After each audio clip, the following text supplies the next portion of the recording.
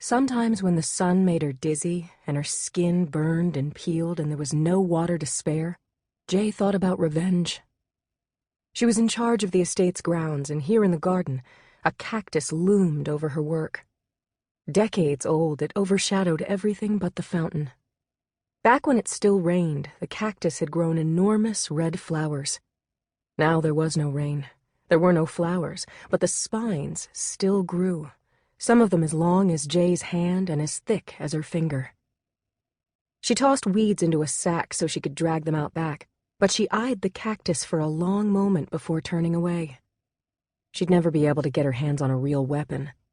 But if she ever had a few minutes of freedom from the curse, she could do damage with one of those spines. Jay! Jay, there you are! Don't move! Jay's body went stone still at the unexpected order, which locked her in place where she knelt. She could only shift her gaze to look up. Lady Sherrod was already moving away from the window she'd yelled from, leaving the faded gold curtains swaying in her wake. So Jay waited, using the moment to catch her breath.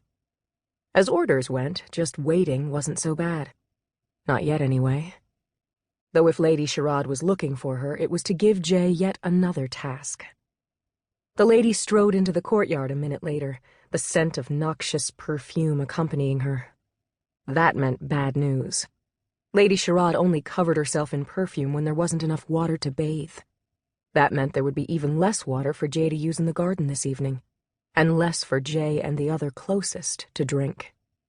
The sneer on Lady Sherrod's face made her look older than 17. She and Jay had been born within a day of each other, but that was all they had in common. Lady Sherrod's features were softer, her skin a lighter brown, and she wore an embroidered red robe with sandals, where Jay had only a stained, shapeless tan dress and bare feet. Hand on her hip, Lady Sherrod declared, "This garden looks horrible, like it's dead." Jay just waited, still kneeling. The curse didn't allow her to speak in front of anyone avowed unless it was to answer a direct question. Lady Sherrod was right, though. The courtyard garden wasn't much to look at anymore. An open, square space in the middle of the building, with red and orange rocks ringing the cactus and a few scraggly bushes. The bush's leaves were brown now, dying just like the few tufts of grass that had fought their way up through the stones and sand. Jay could just remember the way grass had covered the whole courtyard when she'd been a child, and that there had been real flowers. Those had died off years ago. Years before that, according to her mother, the fountain set back in one corner of the courtyard had actually worked, with fresh water flowing down into its trough, free for anyone to drink, even the closest. Now the fountain was just an oddly shaped sculpture of 4 columns overlapping one another and linked together in the middle, representing the 4 elements that mages had once called upon for magic. "I have guests coming, and it can't look like this when they arrive. What can you do about it?" Lady Sherrod continued. Jay braced herself as she answered. The curse forced all of the closest to tell the truth as well as they knew it, but the truth didn't always make Lady Sherrod happy.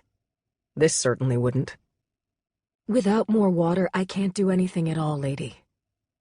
Lady Sherrod narrowed her eyes, an expression that was usually accompanied by a sharp slap. But thankfully, she only said, "Then use what you need to, but don't you dare waste a single drop."